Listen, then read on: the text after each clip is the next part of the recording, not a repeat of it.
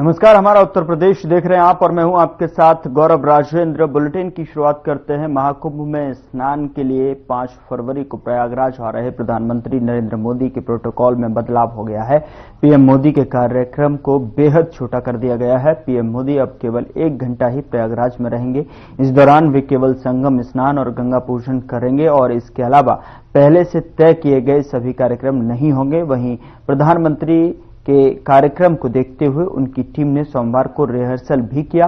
माना जा रहा है कि इस दौरान सीएम योगी पीएम मोदी के कार्यक्रम की तैयारियों का जायजा भी लेंगे।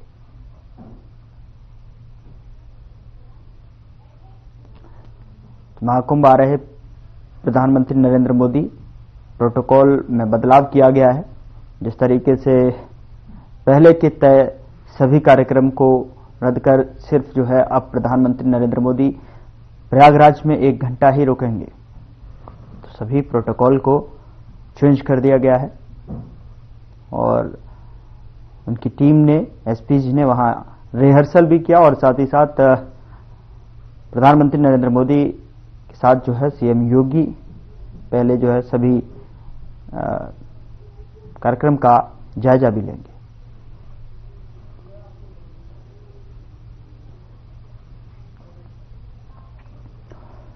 उधर सीएम योगी आदित्यनाथ और भूटान के राजा जिग्मे खेसर नागम्याल और वांगचुक ने प्रयागराज में नाव की सवारी की और इस दौरान पक्षियों को खाना भी खिलाया।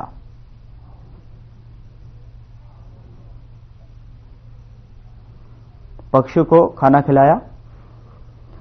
सीएम योगी यहां मौजूद रहे तो भूटान के राजा, यहां पर तस्वीरें आपके टेलीविजन स्क्रीन पर जहां देख सकते हैं आप, जो है उन्होंने स्नान किया और पक्षियों को दाना भी चुगाया और भूटान के राजा ने नाव की सवारी भी की।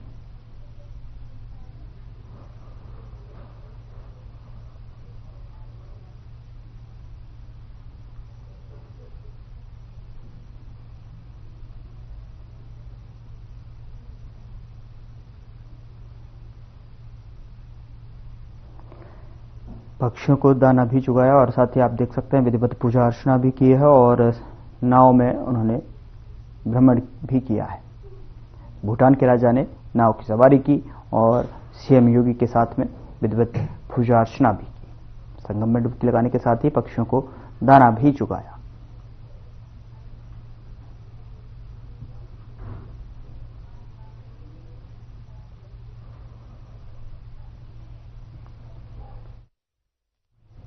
उधर आईआईसी ब्रुगेल वार्षिक संगोष्ठी में विदेश मंत्री एस जयशंकर ने टिप्पणी की। For many years, large sections of the global intelligentsia have been in denial about the impact of the current model of globalized trade on societies and economies. Openness and interlinkages were lauded as values in themselves, deliberately ignoring that free trade was increasingly less and less fair trade. The pervasiveness of non-market factors in global manufacturing has fundamentally altered the very structures on which global consensus was built. The perception grew that the trading system has been gamed for the benefit of a few. It was therefore no surprise, except for those in denial, that there would be a political backlash. Some of it is voiced in terms of stagnating quality of life, some in employment challenges, and the rest in a frustration of an inability to compete against state support and subsidies. It was easy to give a cultural twist to these insecurities as well. So whether we go back to the Brexit, look at the political happenings in many other nations, including yours, or now consider the return of the Trump administration, let us appreciate that these consequences actually have causes. Let me now turn to trade and geopolitics. We are witnessing a serious over-concentration of manufacturing in a limited geography. This has many ramifications. On the one hand, there are supply chain vulnerabilities of various kinds. The world experienced that during the COVID pandemic. Such stresses continue to be aggravated by conflicts or by extreme climate events. At the same time, there has also been a leveraging of market shares and dependence, be it in production and consumption or in resources, goods and services. The domain of finance has seen similar developments that emanate from the salience of a few players. For the rest of the world, there are lessons to be learnt. It is no accident that the discourse thereafter has focused intensively on de-risking the international economy. Diversifying production and building more resilient and reliable supply chains have emerged as a priority. The digital world carries its own share of challenges. It is paradoxical that many of us are so focused on data privacy and data security at home. But how concerned are we at the harvesting and deployment of this beyond our shores? What began as a debate when 5G technology started to be introduced is now a full-blown issue in the AI era. The imperatives of trust and transparency have come to the fore. In terms of geopolitics, they have also added an additional layer of complexity. A few words about climate governance and actions. The continuing disappointment of the Global South about the lack of resources for a transition is not a secret. With the passage of time, it has only further aggravated. Global gatherings have become an exercise in creative accounting rather than in solution finding. Far from making green and clean technologies accessible and affordable, the trend suggests protectionism in the name of climate. The developed world also appears indifferent to the dire predicament of the Global South in the aftermath of the COVID. That the shortfall in achieving SDG targets is eliciting so little attention today speaks volumes. Our own experience in chairing the G20 revealed how difficult it was to even get adequate attention on this basket of issues. To all this, let me add a few words about geopolitics itself. The world is currently witnessing two major conflicts. These are often presented as matters of principle. We are told that the very future of the world order is at stake. Yet, the record shows how selectively and unevenly these principles have been applied. We, in India, have yet to see aggression on our territory vacated after so many decades. Equally, terrorism has been overlooked when convenient. In our own continent, international law has been disregarded with significant consequences. Even on a question like democracy and military rule, different standards have been applied to our neighbors in the East and our neighbor in the West. It is not my case that principles are dispensable or that we must be utterly into realpolitik. But the agenda can no longer be set by some, only to be observed by the rest. This applies to passing judgment on and interfering in the domestic politics of others as well. Today, there is much talk about the world order unraveling. The fact is that the consensus which underpinned it has done so well before. There are north-south contradictions as much as there is an east-west divide. In fact, even these broad characterizations are no longer tenable in an era of sharper nationalism. Both the economic and political logic of an earlier era needs refreshing. Much of the architecture will undoubtedly continue because we are too deeply invested in it. But some of it, certainly, perhaps aspects that are critical and sensitive, will be more nationally driven. We are truly entering a time of multipolarity and rebalancing. The sooner we come to terms with this reality, the better for all of us. Now, these are some of the questions that India and the European Union confront today.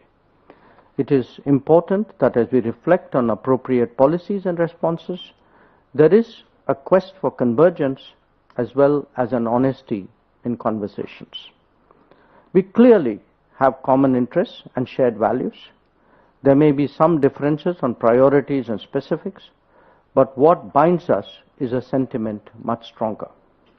At the end of the day, we are political democracies, pluralistic societies, and market economies. उधर मुख्यमंत्री योगी आदित्यनाथ लखनऊ पहुंचे और भूटान के राजा जिग्मे खेसर नामग्याल वांगचुक का स्वागत किया। इस दौरान उन्होंने सीएम योगी से कई मुद्दों पर चर्चा की। भूटान के राजा जिग्मे खेसर नामग्याल वांगचुक सोमवार को लखनऊ पहुंचे और जहां एयरपोर्ट पर उनका स्वागत यूपी के मुख्यमंत्री योगी आदित्यनाथ ने दिया। दौरे पर भूटान के महामहिम नरेश सीएम योगी आदित्यनाथ ने उनका स्वागत किया। तस्वीरें आपके टेलीविजन स्क्रीन पर। जिग्मे खेसर नामग्याल वांगचुक का स्वागत करते सीएम योगी आदित्यनाथ तो लखनऊ एयरपोर्ट पर पहुंचे भूटान के महामहिम, तो जिनका स्वागत जो है सीएम योगी आदित्यनाथ ने किया। इसकी तस्वीर आप देख सकते हैं। कई मुद्दों पर, कई अहम मुद्दों पर जो है यहां दोनों के बीच में वार्ता हुई।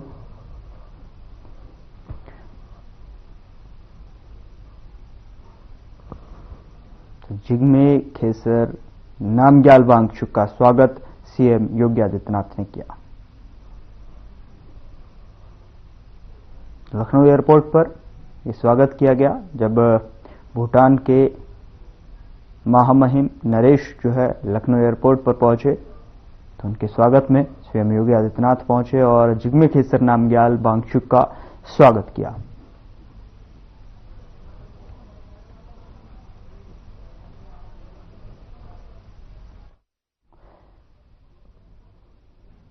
उधर अयोध्या राम मंदिर में बसंत पंचमी के मौके पर उल्लास का माहौल देखा गया और इस मौके पर प्रभु रामलला भी बसंत के रंग में रंगे नजर आए।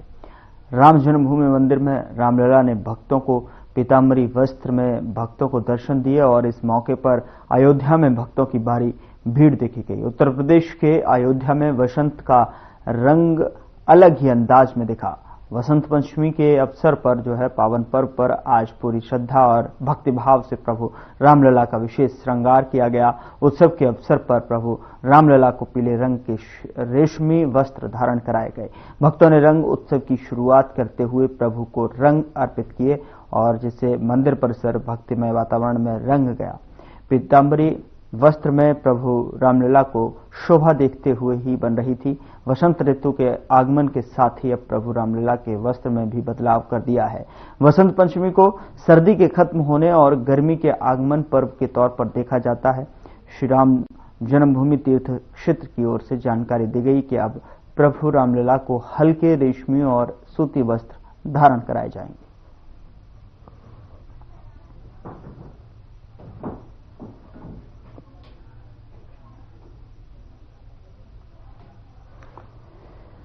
पीताम्बरी वस्त्र में नजर आए रामलला, जो कि अयोध्या की तरफ से जो है समिति की तरफ से जानकारी दी गई कि अब वसंत पंचमी के जैसे ही मौके पर जो है धूमधाम से यहाँ पर मनाई गई और साथ ही साथ रामलला के वस्त्रों में भी परिवर्तन किया गया है और ऐसे में अब हल्के रेशमी और वस्त्रों में नजर आएंगे श्री रामलला और भक्तों की इस खास अवसर पर भीड़ जो है उमड़ी। वसंत पंचमी के अवसर पर यहां भक्तों की काफी भीड़ देखने को मिली। धूमधाम से वसंत पंचमी मनाई गई और इस बार जो है वसंत पंचमी के खास अवसर पर जो है श्री रामलला के वस्त्रों में भी परिवर्तन किया गया। पीताम्बरी वस्त्र में नजर आए रामलला।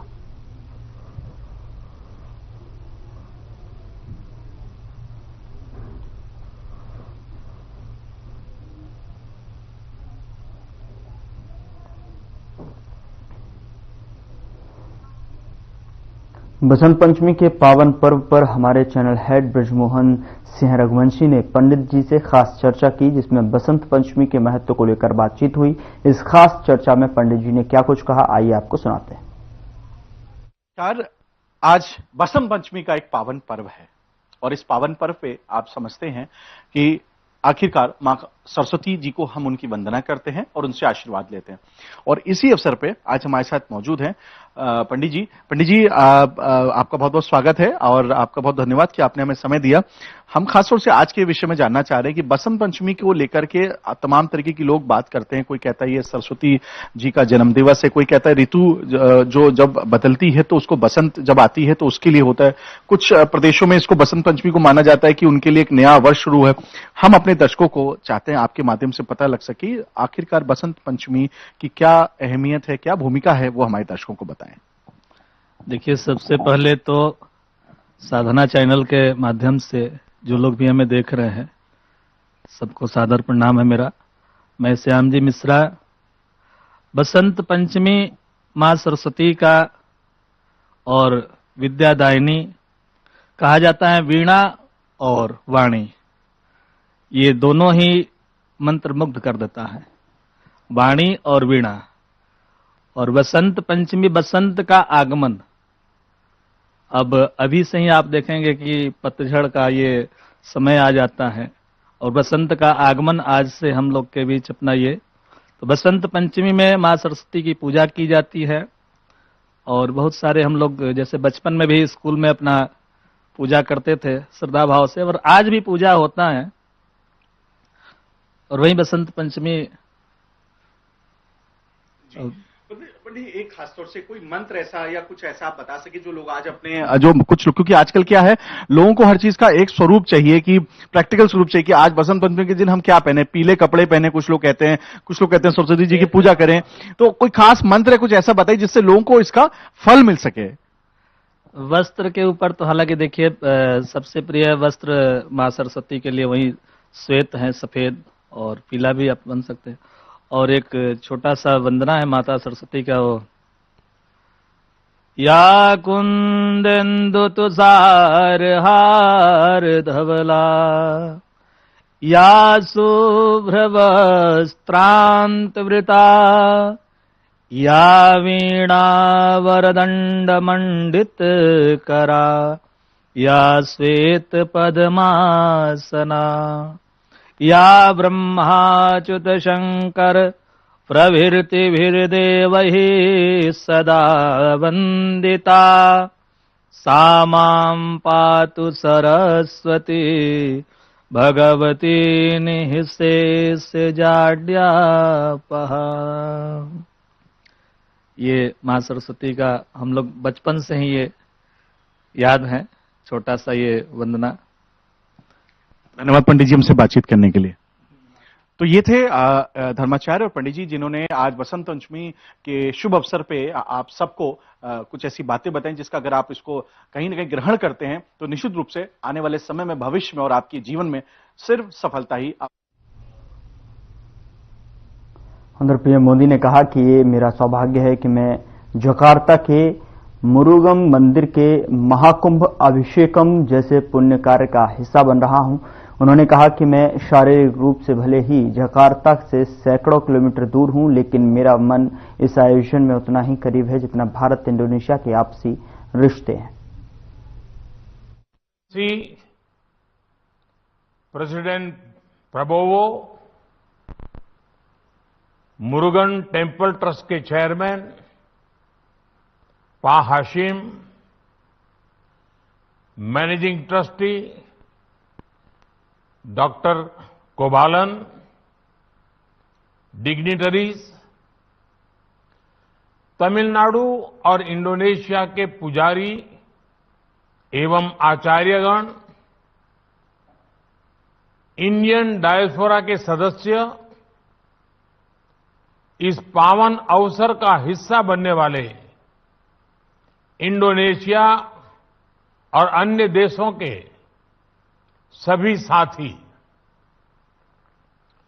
और इस दिव्य भव्य मंदिर के निर्माण को साकार करने वाले सभी कारीगर बंधु, ये मेरा सौभाग्य है कि मैं जकार्ता के मुरुगन टेम्पल के महाकुंभ अभिषेकम जैसे पुनीत कार्यक्रम का हिस्सा बन रहा हूं। माय ब्रदर प्रेसिडेंट प्रबोवो, उनकी मौजूदगी ने इसे मेरे लिए और विशेष बना दिया है। मैं फिजिकली भले ही जकार्ता से सैकड़ों किलोमीटर दूर हूं, लेकिन मेरा मन इस आयोजन के उतने ही करीब है जितना भारत इंडोनेशिया के आपसी रिश्ते। अभी कुछ ही दिन पहले प्रेसिडेंट प्रबोवो भारत से 140 करोड़ भारतवासियों का प्यार लेकर गए हैं। मुझे विश्वास है उनके जरिए आप सब हर भारतीय की शुभकामनाओं को वहां अनुभव कर रहे होंगे। मैं आप सभी को और भारत इंडोनेशिया समेत दुनिया भर में भगवान मुरुगन के करोड़ों भक्तों को जकार्ता टेम्पल के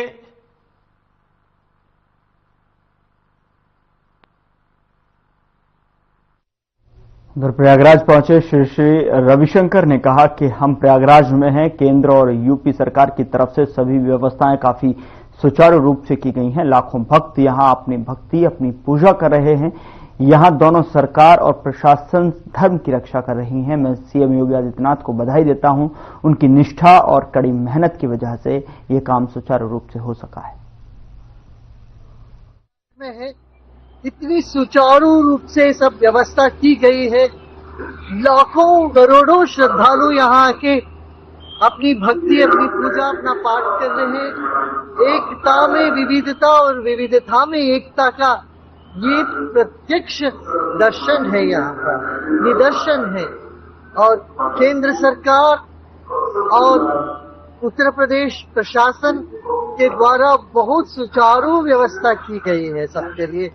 और देखिए, जब तक राजाश्रय नहीं होता है, धर्म फलता नहीं है। इसलिए कहा गया धर्मो रक्षति रक्षिता। धर्म की रक्षा एक तो प्रशासन को करना पड़ता है, एक व्यक्ति को करना पड़ता है, समाज को करना पड़ता है। यहाँ दोनों देखते हैं हम। समाज भी धर्म की रक्षा कर रही है, प्रशासन भी कर रही है। इसलिए भारत श्रेष्ठ भारत बनके निकलेगा। और मैं बधाई देता हूँ माननीय मुख्यमंत्री जी आदित्यनाथ योगी जी की, उनकी जो श्रद्धा और परिश्रम से ये काम सुचारू रूप से हुआ है। इसमें आम जनता में प्रार्थना यही है कि देखिए, इतना विशाल जगह है, कहीं पर भी जाके आप स्नान करिए। 15 किलोमीटर की जो विस्तार है, यहाँ पर कहीं भी स्नान करेंगे तो उतना ही फल प्राप्त होगा। ये अद्भुत समागम है और यहाँ पर भक्ति, ज्ञान और कर्म का, सेवा का एक समागम देखने को मिलता है। इसमें हमारा माननीय मुख्यमंत्री जी और केंद्र सरकार माननीय प्रधानमंत्री जी का बहुत बड़ा योगदान है। हम आम जनता के ऊपर ये जिम्मेदारी होती है कि हम कानून का उल्लंघन न करें, कानून के हिसाब से चलें, कहीं पर भी जल्दीबाजी न करें, आराम से स्नान। फिलहाल बुलेटिन में इतना ही। नमस्कार।